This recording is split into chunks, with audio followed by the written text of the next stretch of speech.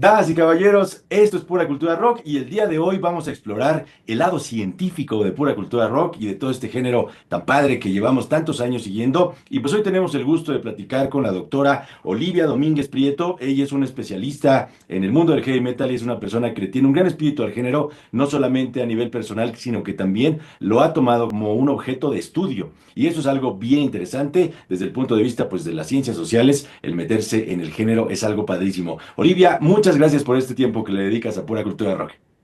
Al contrario, muchas gracias a ustedes por la invitación. Oye, pues cuéntanos antes que nada, pues, ¿quién es Olivia Domínguez? ¿A qué te dedicas actualmente? Y pues más o menos a grandes rasgos, porque es muy larga tu trayectoria, algunos de los estudios que tú has realizado. Ay, muchas gracias. Bueno, yo soy académica, tengo una formación multidisciplinaria en ciencias sociales. Actualmente trabajo en el Instituto Politécnico Nacional, en un posgrado en arquitectura y urbanismo. Soy jefa de investigación del área y bueno, también me dedico a dar clases, doy clases en la ENA desde hace 20 años, que es la Escuela Nacional de Antropología e Historia. Y pues básicamente mi vida es eso, vida académica, aunque pues también dejamos momentos para hacer otras cosas que nos gustan. Exactamente. Hablando de esta cuestión del heavy metal y un poquito antes de entrar ya como en materia, cuéntanos, Olivia, ¿tú cómo definirías al heavy metal? Bueno, es algo difícil de definir, aunque bueno, diríamos que es un estilo musical. Me gusta más utilizar esto de estilo que género, porque de repente, bueno, ahí se hace mucha discusión que si el género es el rock y que lo demás, bueno, es como una ramificación. Bueno, digamos que es un estilo musical que sobre todo hacia finales de los años 70 cambió mucho el panorama de la música porque se empezó en términos, digamos, más técnicos, pues a experimentar con las voces, a distorsionar más las guitarras, a meter dobles bombos en las baterías y hacer una música pues mucho más densa, más pesada y sobre todo, bueno, conectada con una identidad también cultural, porque mucho del metal pues obviamente tiene que ver con los aspectos musicales como tales, pero mucho más pues tiene que ver también pues con la estética, sí, que creo que es un factor importante, aunque no determinante, pero mucho también pues con ideología. Claro, ¿qué significa pues el heavy metal en tu vida? Y te quiero preguntar cómo fue que te adentraste tú en esta música, cuántos años tenías, cuáles fueron los primeros grupos con los que te acercaste a este género y por qué se quedó así, de esa forma tan arraigada en ti. Pues fue algo que me fue llevando de la mano a lo largo de la vida, porque cuando yo era muy pequeña oía mucha música por parte de mi abuelo. Yo crecí con mis abuelos, básicamente, y pues mi abuelo era un melómano, pero él escuchaba música clásica. Pero yo ya tenía desde muy pequeña mi colección de discos de música clásica, que para niños, ¿no? Según. Y por ahí pues también crecí con el radio, con la televisión, con lo que llegaba en ese momento a México. A los 5 o 7 años pues ya era súper fan de Kiss, aunque bueno, era como algo muy de mi generación, muy infantil, ¿no? En ese momento nos impresionaba mucho verlos con su maquillaje y su ropa vistosa y sus personalidades y obviamente pues también la música. Recuerdo que cuando estaba en sexto de primaria, pues ya tenía una colección de discos pequeñita, muchos de ellos nacionales, la mayor parte, pero ya oía yo a Queen y bueno, siempre me ha gustado mucho indagar sobre otros géneros. No es lo único que escucho, pero sí lo que he escuchado durante más tiempo, ¿no? Llegando a la secundaria, pues los compañeritos de clases, también la televisión. En aquel momento había algunos programas de televisión como a toda música donde mezclaban de pronto grupos de pop de los años 80 con grupos de heavy. Y ahí pues conocí a Judas Priest, ahí conocí a Iron Maiden, conocí a muchas otras bandas. de Def Leppard, bueno, es una banda también que siempre me ha gustado muchísimo, sobre todo en sus primeras etapas. Entonces, pues de ahí me adentré. Ozzy Osbourne, por ejemplo, en ese momento pues ya estaba como solista. Entonces me iba a, todavía, bueno, no iba al Chopo cuando iba en la secundaria, estamos hablando muy de inicios de los años 80, pero sí me iba, por ejemplo, a las tiendas estas de Sanborns que llegaban revistas importadas. Entonces, recuerdo haber leído mucho la Hit Parader, haber leído mucho también la Circus Magazine en principio, y pues me llamaba mucho la atención la gente, los grupos, leer las letras. Poco a poco pues también comprabas discos, yo llegué a comprar discos en la Comercial Mexicana, ¿no? Era una cosa como muy diferente a lo que hay ahora, en Aurrera, en De Todo, que era una tienda también departamental, y yo escuchaba los discos sola. pero ya cuando estaba como en, no sé, posiblemente segundo o tercero de secundaria, hacía como que intercambios con compañeritos de clase, que siempre eran pocos, no era así como la mayoría, 2 o 3 compañeros raros, me prestaban discos, yo también les prestaba discos, a veces los regresaban ellos, a veces no, y pues así fue como me fui adentrando. Y obviamente pues ya en la preparatoria conocí el chopo, conocí un montón de gente, conocí gente que tocaba, empecé a ir a tocadas, muchas, lo que había en ese momento, y pues me pareció algo fascinante, o sea, me parecía un mundo que podía expresar todo lo que una persona adolescente pues siente en ese momento, ¿no? La frustración, las preocupaciones, la violencia en torno a la que estás habitando, pues la ciudad, todo eso, entonces pues me identifiqué plenamente. Por supuesto, algo muy interesante es pues esa visión que a ti te tocó. A mí en lo personal, pues igual me tocaron los 80, esta gran explosión de los videoclips, este programa que dices de A Toda Música que lo conducía Gloria Calzada. Yo lo veía también los sábados en la noche con mi hermano y creo que ahí fue la primera vez como que ubiqué a Ozzy Osbourne, ya como Ozzy Osbourne con el video de Bark at the Moon y dije, qué barbaridad, este cuate es otra cosa, ¿no? Estas revistas de Hit Parader y la Circus las recortaba yo y hacía mis carpetas también para la prepa y una cosa muy divertida, ¿no? Entonces viene evolucionando este rollo de que nos vamos clavando en el tema de la música, que nos va gustando, que vamos generando amistades y redes y tal, pero luego tú lo agarras ya como un objeto de estudio y eso me parece algo sumamente interesante. ¿Cómo ocurrió, Olivia? Pues mira, para mí el Chopo pues también fue muy determinante en el sentido de encontrar amistades con las que compartí hasta la fecha, ¿no? Te estoy hablando sobre todo pues del 87 para acá aproximadamente, ¿no? Que siguen siendo pues los mismos amigos, ¿no?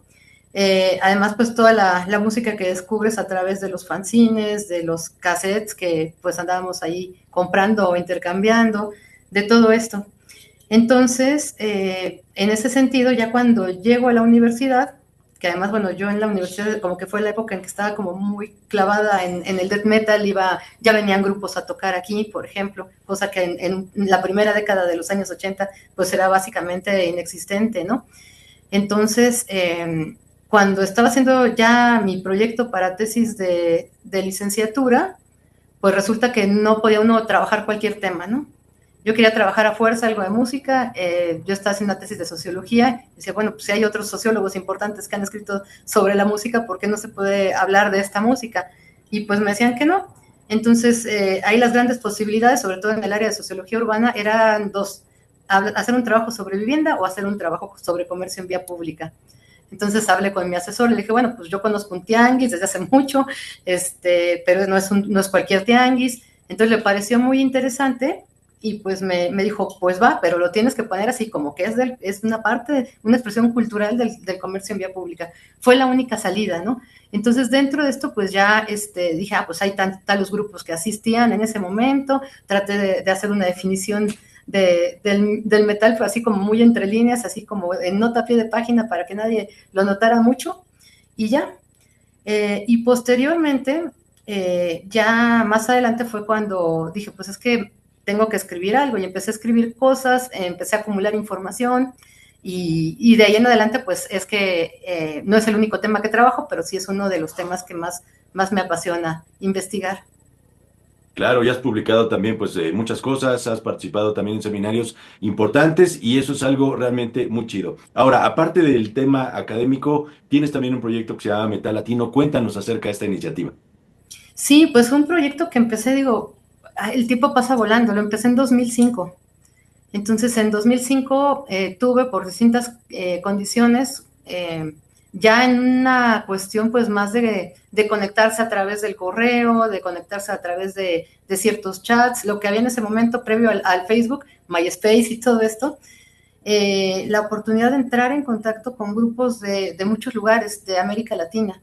Entonces eso me llamaba mucho la atención. Yo siempre he pensado, y bueno, otros autores por ahí, Sam Dunn con sus documentales, y otros autores más, pues hablan mucho como del global metal, ¿no?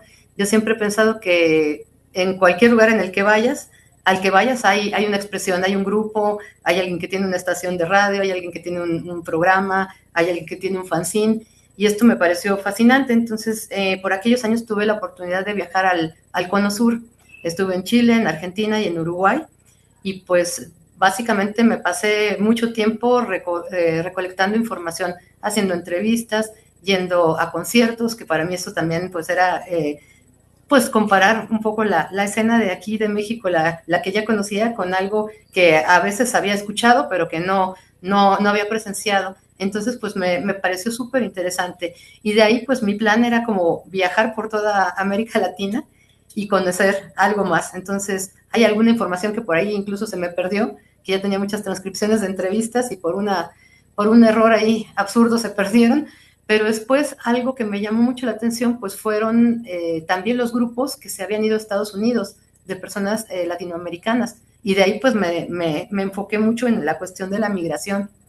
Entonces el proyecto pues más básicamente ha ido por ahí, no dejo de descubrir cosas, ya he viajado por una parte importante de América Latina, todavía me faltan algunos países con los que tengo contacto de alguna forma, pero pues es una fuente inagotable, ¿no? de información.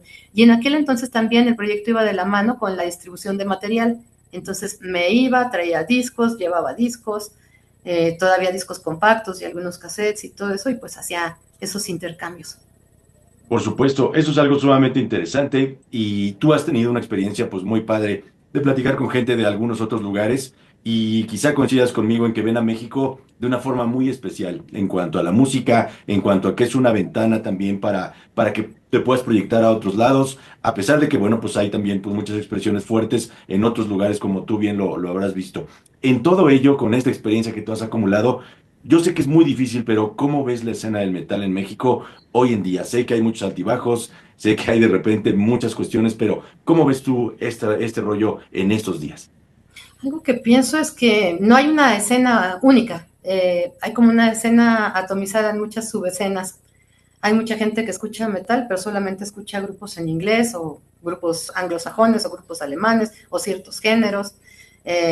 Incluso, bueno, hay gente que solamente escucha el metal en español y cierto tipo de metal. Entonces yo creo que cada género pues tiene como su propio fandom detrás, ¿no? Veo que siempre se batalla mucho. Eso ha sido una constante desde hace mucho tiempo. La situación ha cambiado porque pues anteriormente no llegaban aquí, antes del Tratado de Libre Comercio de América del Norte, pues no llegaban instrumentos, por ejemplo, ¿no?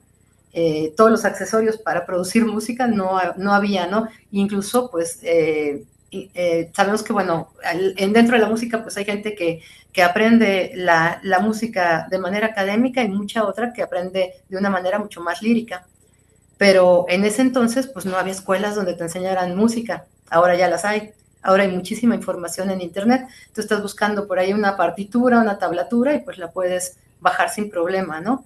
Puedes producir música, ya no necesitas ir a un estudio gigantesco o muy elaborado, con un portaestudio en tu casa puedes hacer maravillas, ¿no? Se pueden hacer discos entre varios países. Hay cosas bien interesantes que han pasado en México y mucha gente también que ha brillado de la escena del metal en México en el extranjero y que no se sabe.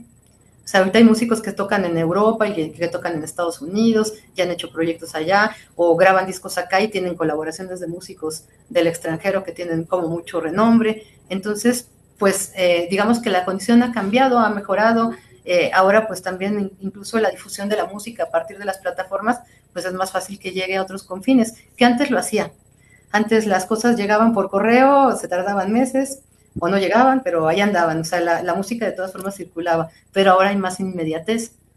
Entonces eso facilita que alguien grabe una canción o que quiera tener una colaboración y pues lo logre de una manera más asequible.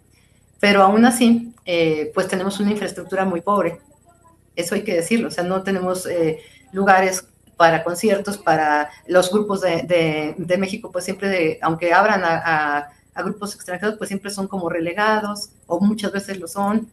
Entonces, pues creo que pasa eso, ¿no? Sin duda. Venimos de una época en la que el metal, pues desde siempre ha sido muy estigmatizado. Siempre se le colgaron pues muchas cosas que a lo mejor no necesariamente eran ciertas, ¿no? Era parte del juego a veces de la magia, de la fama, de las historias, pues, de Black Sabbath y de toda esta cuestión. Y durante algún tiempo pues como que se le colgaron muchos estigmas al género. Hoy en día vemos pues una sobreoferta enorme de música y algunas expresiones musicales que a lo mejor podrían parecer hasta más peligrosas conceptualmente que el propio metal. ¿Tú ¿Qué crees que pase con este género? ¿Crees que de verdad ese miedo que se le atribuyó durante tanto tiempo, pues por la sociedad, por el Estado, incluso a nivel tipo persecución, crees que estuviera justificado? Hoy en día, ¿crees que le debamos tener miedo? ¿El Estado deba tenerle miedo al rock? No, por supuesto que no. O sea, digo, el rock siempre ha sido y el metal han sido transgresores, ¿no? Cuestionan y tal vez eso es lo que los estados, los gobernantes, pues no toleran y también pues la sociedad que es bastante conservadora. Vivimos en un país ultra conservador, algunas regiones más que otras, ¿no? Pero la gente, pues en otros países, incluso de Centroamérica, de Sudamérica, se sigue escandalizando bastante. Que tienen razón o no, bueno, a veces hay mucho dentro del metal que pues es más performativo. No es que vayas a matar a alguien, a estazar a alguien, ¿no? Son eso, ¿no? Son metáforas, son metonimias, todas estas figuras de la retórica que se juegan con la música y también con las letras. Yo siento que es una expresión cultural que empieza a tener ya reconocimiento y tal vez lo que abrió un poco la puerta pues fue también ese posicionamiento en el mercado. O sea, toda esta parte mainstream que hay, nadie la cuestiona. O sea, hay como una corriente subterránea ahí que sobrevive, a veces porque quiere estar ahí y a veces porque pues solamente puede estar ahí. Y otras veces más pues está todo lo que entra al mercado cultural, ¿no? Toda esta industria cultural tan grande. Entonces, eso también pues ha posibilitado que las nuevas generaciones ya no se asusten. Y como dices, pues hay otros géneros que pues tocan temas más violentos y además las letras están conectadas también con una cuestión pues ya de acción, ¿no? No solamente es decir o imaginar como quien escribe un cuento de terror, sino actuarlo y eso pues es más peligroso. Pero el metal pues es muy inofensivo y además hay muchos tipos de metal, hay metal sinfónico, que es súper elaborado. Hace poco tuve una experiencia muy bonita, yo creo que es una de las experiencias más lindas que he tenido en la vida porque de un tiempo para acá me metí al coro universitario de la UNAM, es un coro filarmónico, cantan pues canciones clásicas, ¿no? Pero un grupo de Grecia que se llama Septic Flesh los invitó a tocar en el concierto en México. Entonces era con orquesta, coro de niños y fue una experiencia súper bonita.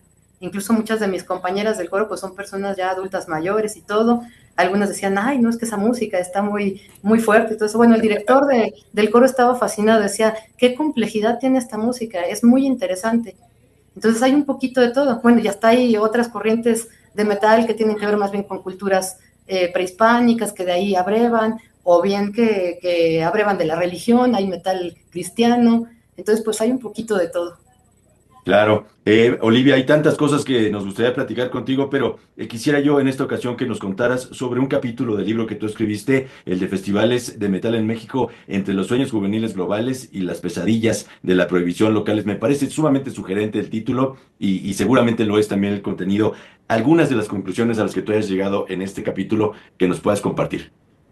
Bueno, fue un capítulo que escribí con un colega con el que trabajo desde hace mucho tiempo, que es Stephen Castillo. Él también tiene otros libros, yo tengo lo mío, pero pues coincidimos mucho, ¿no? Coincidimos incluso en la ENA, en clases y todo eso. Me tocó ser lectora de su tesis, entonces, bueno, ya hay una amistad con él. Algo que nos preocupaba mucho a los dos, pues fue el primer Hell and Heaven que se hizo en México. No sé si recordarás que, bueno, se iba a llevar a cabo en Texcoco, en donde hacen la feria de Texcoco, y pues terminaron tirándolo, ¿no? Se llevó mucho tiempo después a cabo. Y esto me llamaba mucho la atención porque algo que está muy en tendencia dentro de la escena del metal mundial son los festivales, ya ni siquiera los conciertos. Entonces, a nosotros nos costó mucho trabajo llegar a tener conciertos. O sea, Claro. realmente, pues, los que había en la Arena López Mateos y en otros lugares a finales de la década de los 80, pues fueron así como oasis en el desierto, ¿no? Ya después vino Ocesa con toda su infraestructura, ¿no? Y otras empresas dedicadas al negocio de la música, pero festivales como tales, como los viven en Estados Unidos o en Europa, pues no los habíamos tenido.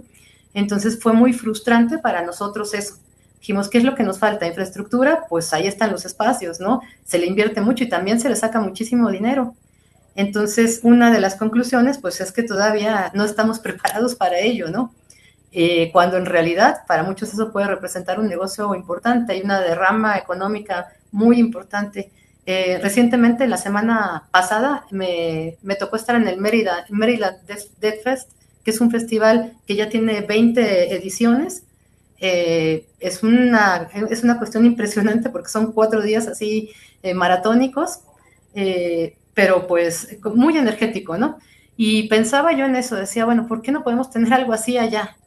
Obviamente una base importante de la gente que asiste son mexicanos y asisten como eso, como asistentes, como escuchas, pero también a vender productos, a intercambiar. Entonces estamos como todavía muy lejos de eso, ¿no? Sí se llevan a cabo, pero siempre hay problemas. Ya tienes lo del NotFest que terminó en debacle ahí. Entonces, pues, ¿por qué no? O sea, ¿por qué no estamos preparados para ello? ¿Por qué no podemos tener acceso a ello? Por supuesto, esto que mencionas es algo pues muy importante, el generar industria, ¿no? Del ver cómo en Estados Unidos, pues hasta las bandas más pequeñas tienen su organización y venden sus playeras y hacen una bola de cosas muy autogestivas que a lo mejor podría ser que falte esa unión y hacer esa industria en México. Ahora bien, Olivia, mucha gente, sobre todo algunos no con muy buenas intenciones, manifiestan que el rock está en una especie de peligro de extinción, ¿no? Nosotros que venimos pues de toda esta escuela de los 70 de los 80 de que lo hemos visto crecer, como bien lo mencionas, que ir a los primeros conciertos pues grandes, por decirlo así, Guns N' Roses y luego Iron y demás, Van Halen y tal. ¿Tú qué piensas de esta idea que de repente como que le empiezan a meter por aquí como para picarle un poquito la cresta a los fanáticos y hacer un poco de discusión? ¿Tú qué piensas, Olivia? Pues no creo que esté en peligro de extinción, definitivamente, por muchas causas. En principio, bueno, nosotros con otro grupo de compañeros tenemos una cuestión que se llama el Observatorio del Rock Mexicano. Tenemos un grupo que se llama Colectivamente, donde están un montón de músicos de la escena, periodistas, académicos y todo, y tenemos como la función o la idea de hacer una base de datos del rock mexicano. Entonces nos dimos cuenta, haciendo como ejercicios preliminares, que la fuente era inagotable. Hay grupos de todo y para todos. Y hay muchos grupos nuevos, están como los grupos de tradición, los que existen, los que ya no existen, pero también hay muchísimo grupo nuevo. Y yo creo que mientras las nuevas generaciones sientan interés por este tipo de música, eso va a ser muy importante. Y se ve, o sea, en los conciertos tú ves pues la gente que ya está rayando casi la adultez mayor, y ya andamos por allá muy cerca, pero pero pues también ves que van con sus hijos o que van grupos de chicos adolescentes solos. Están viviendo otra época, porque además ahora ya todo lo pueden tener muy a la mano. O sea, tienen duda de cómo toca un grupo, pues lo escuchan en alguna plataforma, ¿no? Entonces ya hacen sus grupos y todo. Y eso me parece que mientras que ocurra, quizás lo que está detrás de todo el discurso es que movimientos masivos como los que vemos en los corridos tumbados o en el reggaetón llaman mucho la atención y son eso, masivos. El metal nunca fue masivo así en ese sentido. Bueno, sí hubo grupos que llenaban estadios, por supuesto que si toca Metallica, pues llena lo que sea, ¿no? La Plaza de San Pedro, lo que quieran, ¿no? Bueno, si los dejan tocar ahí. Pero eso no debe de apantallar, pues. O sea, siempre ha habido música para las grandes masas y música que tal vez es para grupos más concretos, más selectos, por decirlo, de alguna manera. Entonces se sigue produciendo música, se sigue produciendo rock, se sigue produciendo metal, y hay interés por ello, y hay gente que sigue promocionando todo esto en todo el mundo. Yo digo que pues esto todavía tiene una vida útil larga.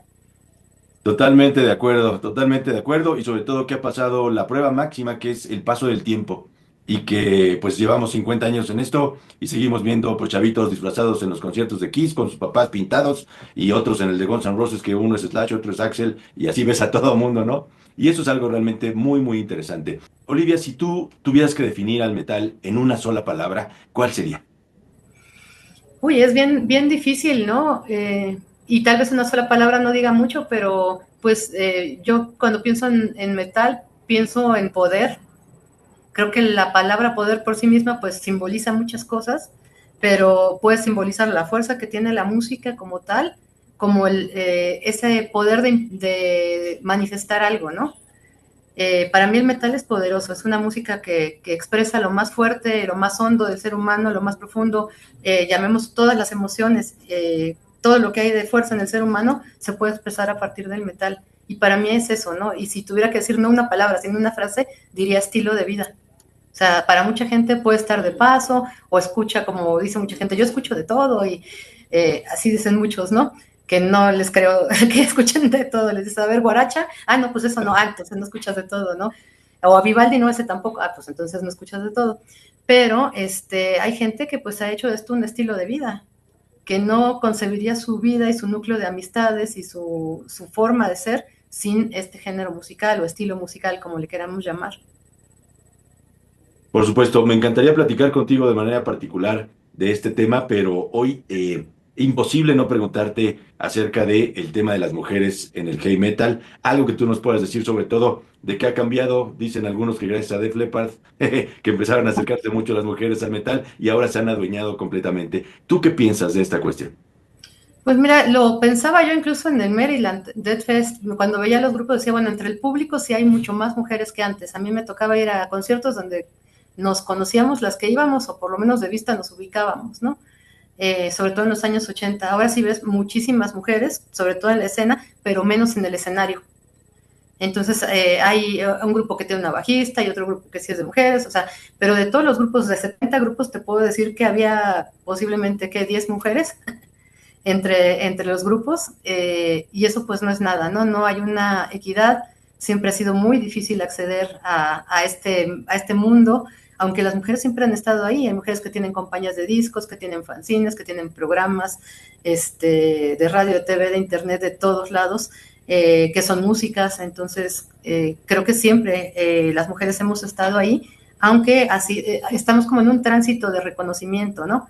También de desobjetivización, que pues mucho, esa cosificación que se ha hecho de las mujeres también a través del rock, pues ha pesado mucho, ¿no? Entonces, ¿cómo quitar eso y ver otra forma de participar dentro, o otras formas de participar dentro de la escena? Entonces, sí, evidentemente hay más mujeres, pero todavía falta mucho por construir, como en toda la sociedad.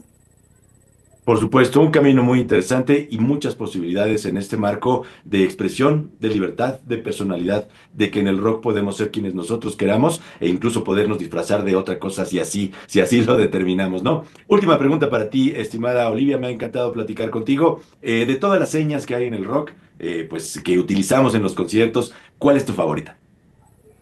De todas las señas, pues bueno, es que, digamos, no tanto mi favorita, pero algo que identifica mucho el metal, pues es esto, ¿no? Ajá, Digo, eso todo el mundo lo sabe. Hay toda una construcción ahí, que si fue Dio, que si no fue Dio, que si tenía que ver pues con la cultura italiana de la abuelita de Dio y todo esto.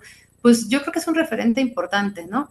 Sin embargo, creo que mucha de la interconexión que se hace entre las personas que escuchan el metal, pues es compartiendo cosas, compartiendo canciones, compartiendo grupos. Esto hace mucha comunidad dentro del metal. La seña, pues muchas veces las señas pues pueden ser adaptadas y adoptadas por gente totalmente ajena, ¿no? Se comercializan. Hay un autor por ahí que se llama Dick Hebdich, que habla un poquito de cómo le quitamos la carga simbólica a las señas cuando las comercializamos, ¿no? Porque esto refleja rebeldía, todo esto, ¿no? Pero pues creo que más allá de estas señas, pues el componente fundamental pues es la música.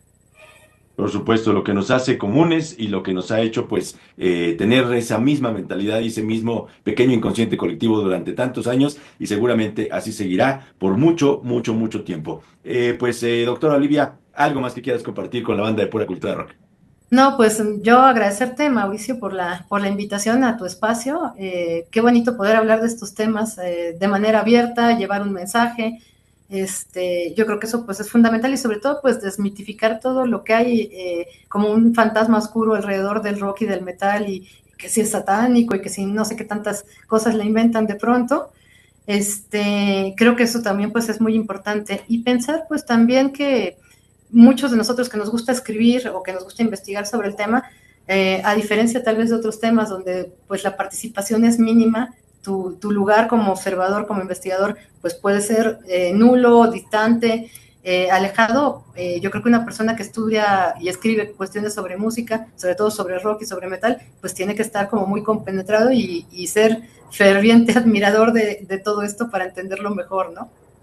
Así es, Olivia, qué gusto poder platicar contigo. Esperamos tenerte acá en Pura Cultura Rock para platicar de otros temas un poco más específicos. Hoy le dimos un buen repase general, pues a muchas cosas que son interesantes y pues ya te estaremos por ahí saludando nuevamente. Te deseamos pues mucho éxito en todo lo que tú haces. Que sigas muy fuerte con todo el tema de las investigaciones y bueno, qué bueno que nos recuerdas que ningún esfuerzo está de más, sino por el contrario, todos los que de alguna manera tratamos de poner ahí un granito de arena, pues hacemos que esta llama siga viva. Estimada Olivia, muchísimas gracias y esta es tu casa. Muchas gracias, Mauricio. Que estés muy bien. Muchos saludos a toda la audiencia. Cuídate mucho. Muchas gracias. Muchas gracias. Larga vida al rock and roll, música y paz para toda la humanidad. Estuvo con nosotros la doctora Olivia, especialista en el heavy metal. Muchas gracias. Gracias.